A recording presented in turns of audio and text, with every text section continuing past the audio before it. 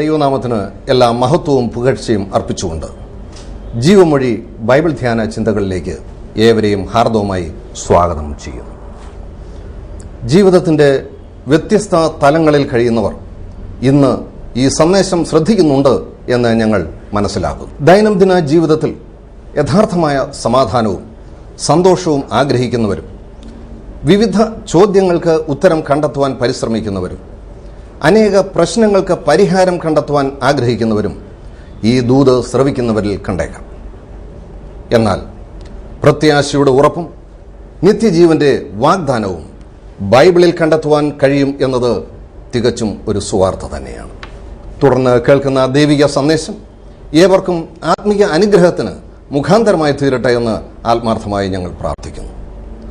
പ്രാരംഭമായി ഈ ഗാനം ശ്രവിക്കുക.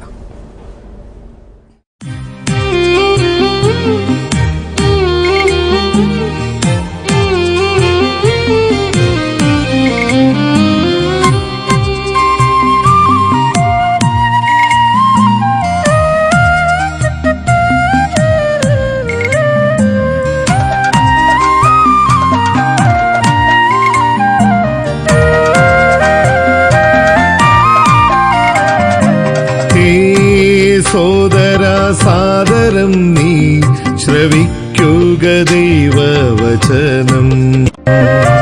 ഹേ സോദരാ സാദരം നീ ശ്രവിക്കുക ദൈവവചനം. ആത്മീകമാം ക്ഷീണങ്ങളെ മാറ്റിയിടും ദിവ്യവചനം. ദിനവും നീ ധ്യാനിക്ക വചനങ്ങളെ.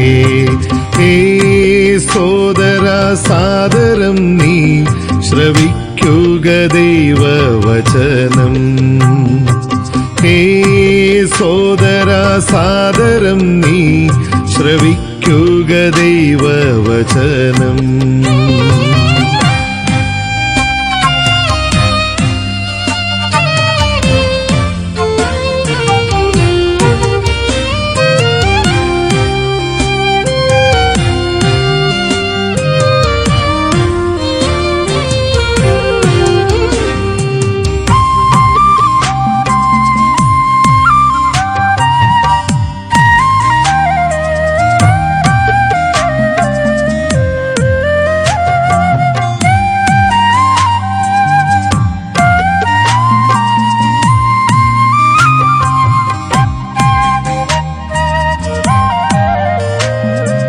നിൻ തിരുവചനമോ കാലിന്നു ദീപമതെന്നും. നിൻ തിരുവചനമോ കാലിന്നു ദീപമതെന്നും. മാധുര്യമാം വചനം രുചിച്ചിടുകെന്നും.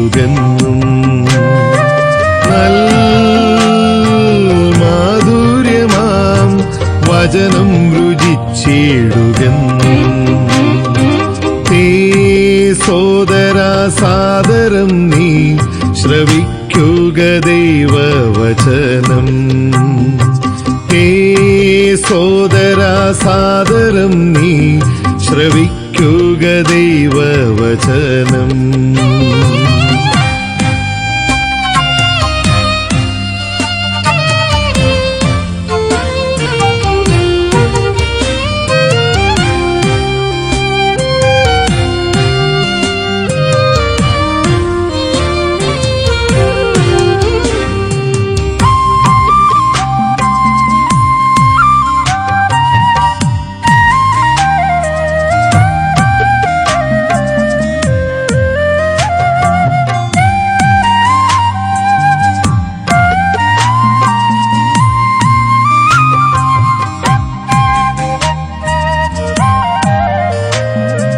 നിൻ മറുയാത്രയിൽ ഇരുളേറും പാതയതെല്ലാം. നിൻ മറുയാത്രയിൽ ഇരുളേറും പാതയതെല്ലാം.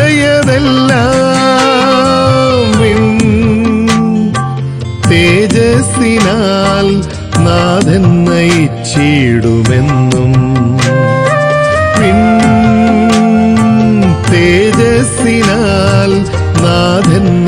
ജീവിച്ചിടുമെന്നും. നീ സോദരാ സാദരം നീ ശ്രവിക്കുക ദൈവവചനം. നീ സോദരാ സാദരം നീ ശ്രവിക്കുക ദൈവവചനം. ഞങ്ങളെ ശ്രദ്ധിക്കുന്ന എല്ലാ ബഹുമാന്യ പ്രേക്ഷകർക്കും കർത്താവായ യേശു ക്രിസ്തുവിൻ്റെ നിസ്തുല്യ നാമത്തിൽ സ്നേഹവന്ദനം. ദൈവവചനമായ ബൈബിളുമായി നിങ്ങളെ അഭിസംബോധന ചെയ്യുവാൻ ലഭിച്ച ഈ നല്ല സന്ദർഭത്തെ ഓർത്ത് സന്തോഷിക്കുകയും ദൈവത്തിന് സ്തോത്രങ്ങൾ അർപ്പിക്കുകയും ചെയ്യുന്നു. നമ്മുടെ അല്പസമയത്തെ ചിന്തയ്ക്കും പഠനത്തിനുമായി അപ്പോസ്തലനായ പൗലോസ് തിമോഥെയോസിന് എഴുതിയ 2-ാം ലേഖനത്തിൽ നിന്ന് 2 വാക്യങ്ങൾ വായിച്ച് കേൾപ്പിക്കുന്നു. 2 തിമോഥെയോസ് 1-ാം അധ്യായം 3-4 വാക്യങ്ങൾ ഞാൻ വായിക്കുന്നു. എൻ്റെ പ്രാർത്ഥനയിൽ രാവും പകലും ഇടവിടാതെ നിന്നെ സ്മരിച്ച് നിന്റെ കണ്ണുനീർ ഓർത്തും നിന്നെ കണ്ട് സന്തോഷപൂർണനാകുവാൻ വാഞ്ചിച്ചും കൊണ്ട് ഞാൻ പൂർവന്മാരുടെ ദൃഷ്ടാന്തമനുസരിച്ച് നിർമ്മല മനസ്സാക്ഷിയോടെ ആരാധിക്കുന്ന ദൈവത്തിന് നിന്റെ നിർവ്യാജ വിശ്വാസത്തിൻ്റെ ഓർമ്മ നിമിത്തം സ്തോത്രം ചെയ്യുന്നു. 2 വാക്യങ്ങൾ വായിച്ചു എങ്കിലും 4-ാം വാക്യത്തിൻ്റെ ഒടുവിൽ വരുന്ന ഒരു ചെറിയ വാചകം അടർത്തിയെടുത്ത് അതല്പം വിശദീകരിക്കുവാനാണ് ദൈവകൃപയിൽ ആശ്രയിച്ച് ഇന്ന് ഞാൻ പരിശ്രമിക്കുന്നത്.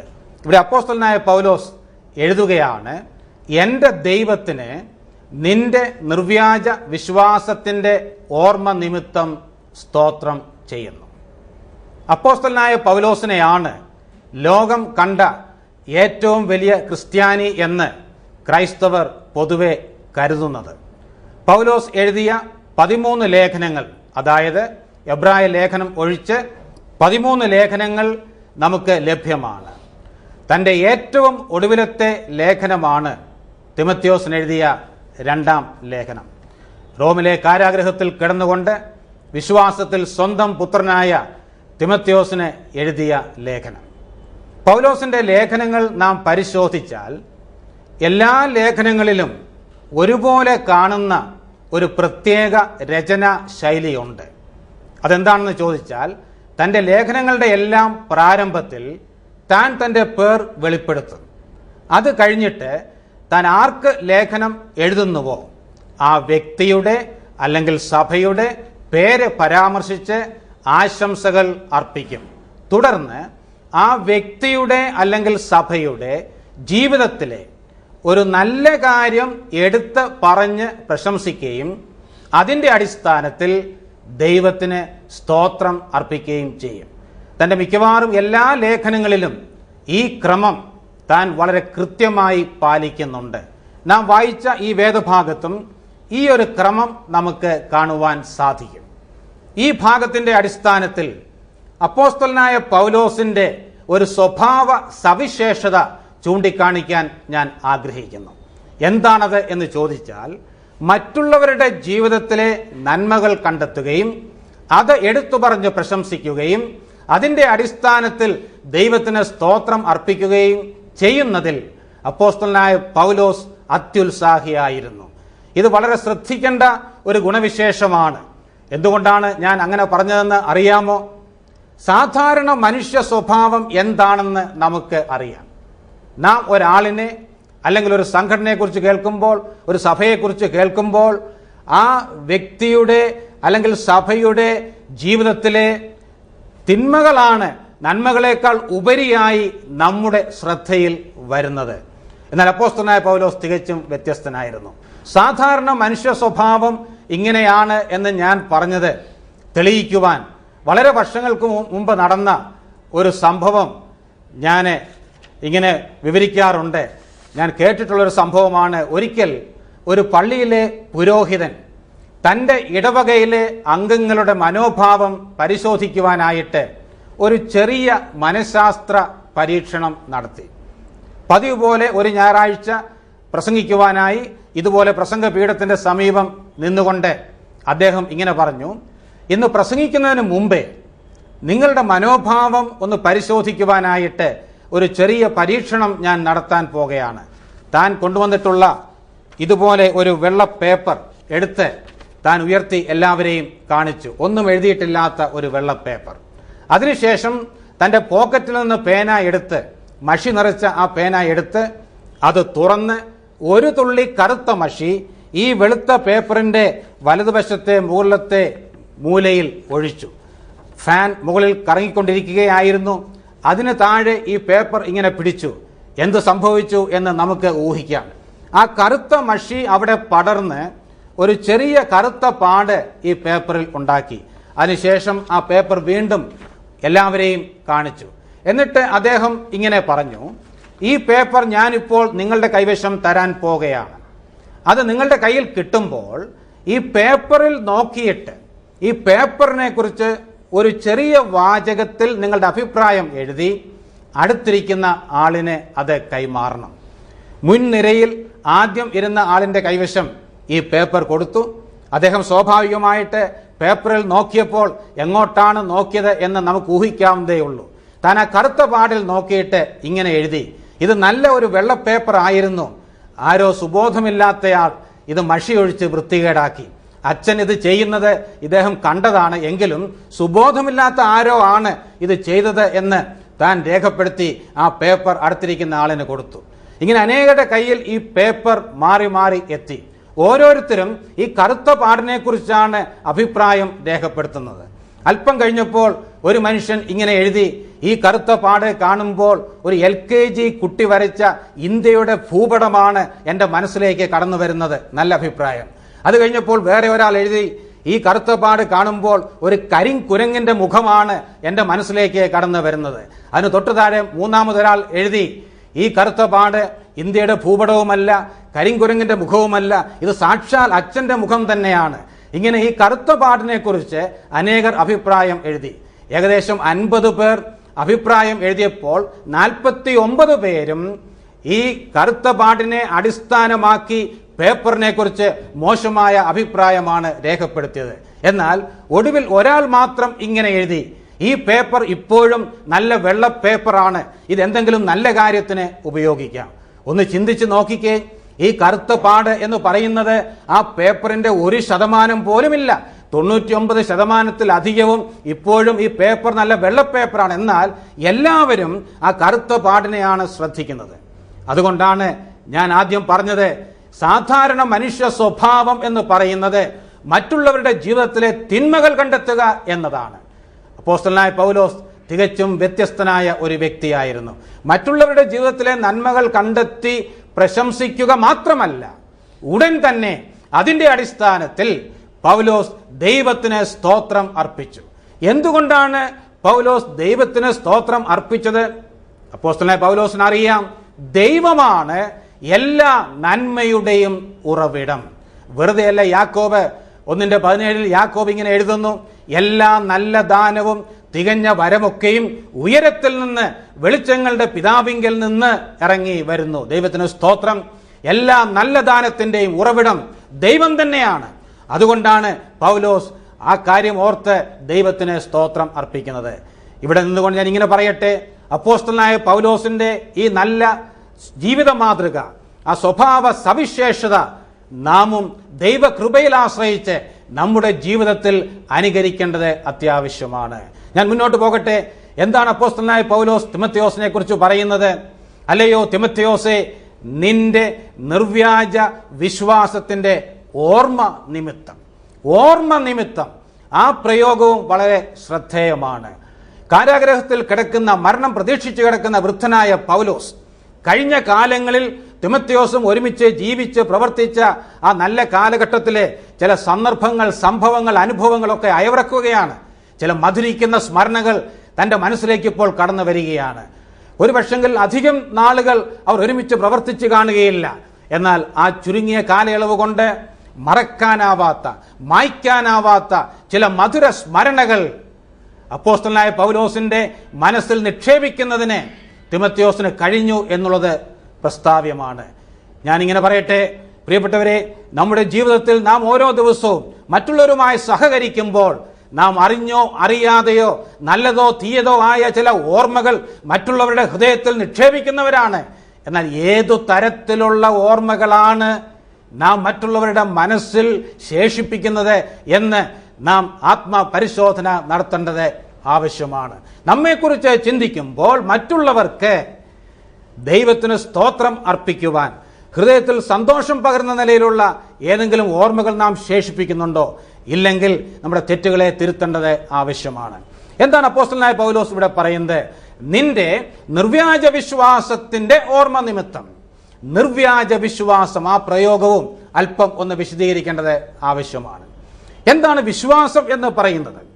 വിശ്വാസം എന്ന പദം നാം സ്ഥാനത്തും അസ്ഥാനത്തുമൊക്കെ ഉപയോഗിച്ച് അതിന്റെ അർത്ഥം നഷ്ടപ്പെട്ട ഒരു പദമാണ്. എല്ലാ മനുഷ്യർക്കും ഒരു സ്വാഭാവിക വിശ്വാസം, ഒരു നാച്ചുറൽ ഫെയ്ത്ത് ഉണ്ട്. അതില്ലാതെ ആർക്കും ഈ ഭൂമിയിൽ ജീവിക്കാൻ സാധ്യമല്ല. ഈ ഭൂമിയിൽ ജീവിക്കുമ്പോൾ നാം എല്ലാവരും ചില കാര്യങ്ങൾ അന്ധമായും വിശ്വസിക്കുന്നുണ്ട്. അതുകൊണ്ടാണ് ഒരു നാച്ചുറൽ ഫെയ്ത്ത്, സ്വാഭാവിക വിശ്വാസം എല്ലാവർക്കും ഉണ്ട് എന്ന് ഞാൻ പറഞ്ഞത്. ഞാൻ ഒന്നിലും വിശ്വസിക്കുന്നില്ല എന്ന് വീമ്പിളക്കുന്ന ചില ആളുകളൊക്കെ ഉണ്ട്. എന്നാൽ അവർ പോലും ഏറ്റവും കുറഞ്ഞത് ഒരു കാര്യം വിശ്വസിക്കുന്നുണ്ട്. എന്താണ് അവർ വിശ്വസിക്കുന്നത്? അവർ ഒന്നിലും വിശ്വസിക്കുന്നില്ല എന്നാണ് അവരുടെ വിശ്വാസം. അതുകൊണ്ട് ആ സ്വാഭാവിക വിശ്വാസമില്ലാതെ ആർക്കും ഈ ഭൂമിയിൽ ജീവിക്കാൻ സാധ്യമല്ല. എന്നാൽ വിശുദ്ധ വേദപുസ്തകം വിശ്വാസം എന്ന പദം ഉപയോഗിക്കുമ്പോൾ അത് കേവലം ചില വസ്തുതകളുടെ ബുദ്ധിപരമായ അംഗീകാരം മാത്രമല്ല, അതിലുപരിയായി ഒരു വ്യക്തിയിലുള്ള സമ്പൂർണമായ ആശ്രയവും സമർപ്പണവുമാണ്. വിശുദ്ധ വേദപുസ്തകത്തിൽ വിശ്വാസം, ആശ്രയം എന്നീ പദങ്ങൾ തുല്യ അർത്ഥത്തിലാണ് ഉപയോഗിച്ചിട്ടുള്ളത്. അവ പര്യായ പദങ്ങളായിട്ടാണ് ഉപയോഗിച്ചിട്ടുള്ളത്. അതുകൊണ്ട് ക്രിസ്തീയ വിശ്വാസം എന്ന് പറയുന്നത് ആശ്രയമാണ്, സമർപ്പണമാണ്.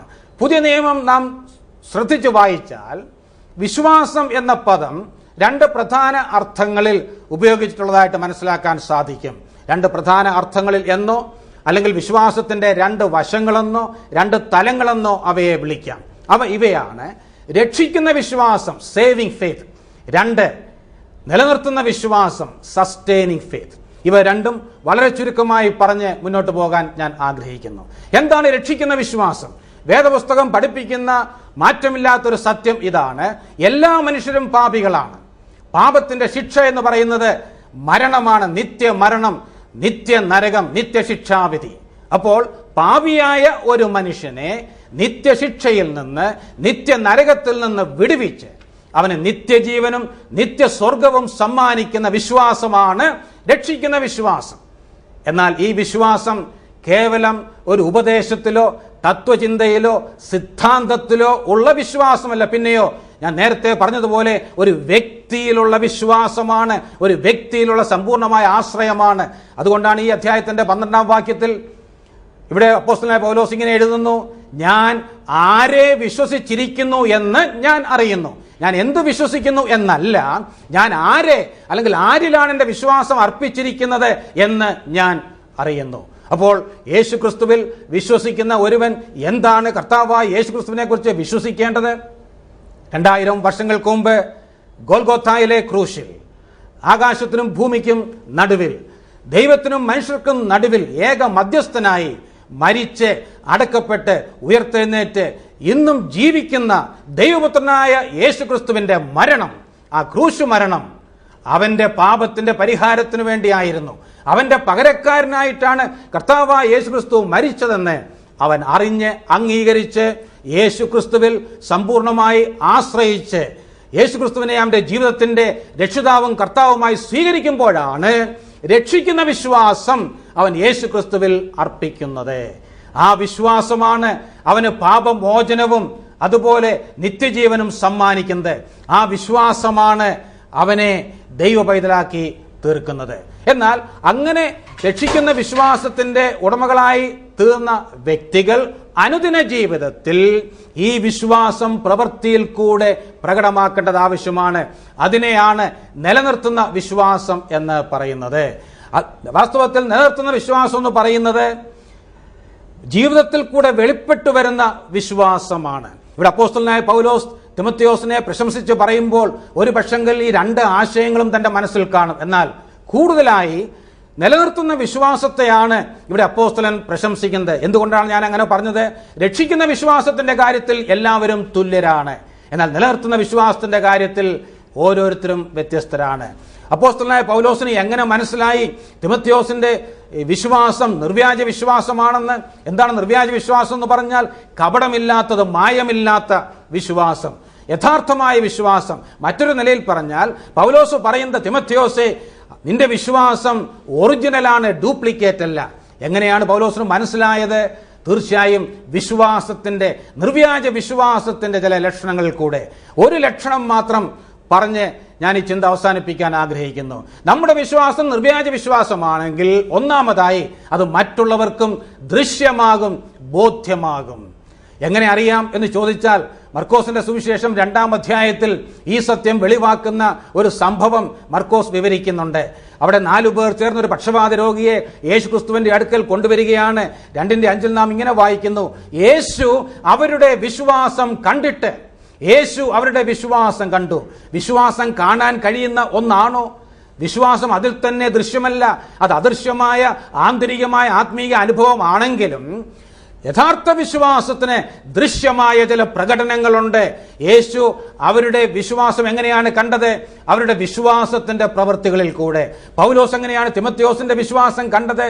തീർച്ചയായും തിമോഥെയോസിന്റെ ജീവിതത്തിൽ കൂടെ, വാക്കുകളിൽ കൂടെ ആ വിശ്വാസം കാണുവാൻ പൗലോസിന് കഴിഞ്ഞു. എന്നെ കേൾക്കുന്ന പ്രിയപ്പെട്ടവരെ, നമ്മുടെ വിശ്വാസം ഇന്ന് എങ്ങനെ ഇരിക്കുന്നു? ഇത് മറ്റുള്ളവർക്ക് ദൃശ്യമാണോ? മറ്റുള്ളവർക്ക് ബോധ്യമാകുന്ന വിശ്വാസമാണോ? നമ്മുടെ വിശ്വാസം യഥാർത്ഥ വിശ്വാസമാണെങ്കിൽ, നിർവ്യാജ വിശ്വാസമാണെങ്കിൽ, നമ്മുടെ സഹപ്രവർത്തകർക്ക്, സഹജീവികൾക്ക്, മറ്റുള്ള എല്ലാവർക്കും, നമ്മെ കാണുന്നവർക്ക് അത് ബോധ്യമാകും. ഞാൻ എൻ്റെ വാക്കുകളെ ഉപസംഹരിക്കട്ടെ. അപ്പോസ്തലനായ പൗലോസിന്റെ ജീവിതത്തിൽ നിന്ന് ഒരു നല്ല ഗുണവിശേഷം നാം കണ്ടു. അത് നമുക്ക് അനുകരിക്കുക, മറ്റുള്ളവരുടെ നന്മകൾ കണ്ടെത്തുക, അത് പ്രശംസിക്കുക, അതോർത്ത് ദൈവത്തിന് സ്തോത്രം അർപ്പിക്കുക. തിമോഥെയോസ് നമുക്ക് നല്ല മാതൃകയാണ് ശേഷിപ്പിക്കുന്നത്. തന്റെ നിർവ്യാജ വിശ്വാസം അത് മറ്റുള്ളവർക്ക് ദൃശ്യമായിരുന്നു, ബോധ്യമായിരുന്നു. അങ്ങനെ ഒരു വിശ്വാസത്തിന്റെ ഉടമകളായിട്ട് വരുന്ന ദിവസങ്ങളിൽ ജീവിക്കുവാൻ എന്നെ കേൾക്കുന്ന എല്ലാ പ്രിയപ്പെട്ടവരെയും കർത്താവായ യേശുക്രിസ്തു തന്റെ പരിശുദ്ധാത്മാവ് മുഖാന്തരം സഹായിക്കട്ടെ എന്ന് പ്രാർത്ഥിച്ചുകൊണ്ട്, ആശംസിച്ചുകൊണ്ട് ഞാൻ എൻ്റെ വാക്കുകളെ ഉപസംഹരിക്കുന്നു. ദൈവനാമം വാഴ്ത്തപ്പെടുമാറാകട്ടെ. ആമേൻ. ബൈബിൾ സംബന്ധമായി നിങ്ങൾ കൂടുതൽ വിവരങ്ങൾ അറിയുവാൻ ആഗ്രഹിക്കുന്നുവെങ്കിൽ, നിങ്ങളുടെ ചോദ്യങ്ങളും സംശയങ്ങളും ഞങ്ങളെ എഴുതി അറിയിക്കുവാൻ ആഗ്രഹിക്കുന്നുവെങ്കിൽ ദയവായി തുടർന്ന് പറയുന്ന വിലാസത്തിൽ എഴുതുക. Jeevamozhi, post box number 2215, Sasthamangalam, Trivandrum 695010. വിലാസം ഒരിക്കൽ കൂടി, Jeevamozhi, post box number 2215, Sasthamangalam, Trivandrum 695010.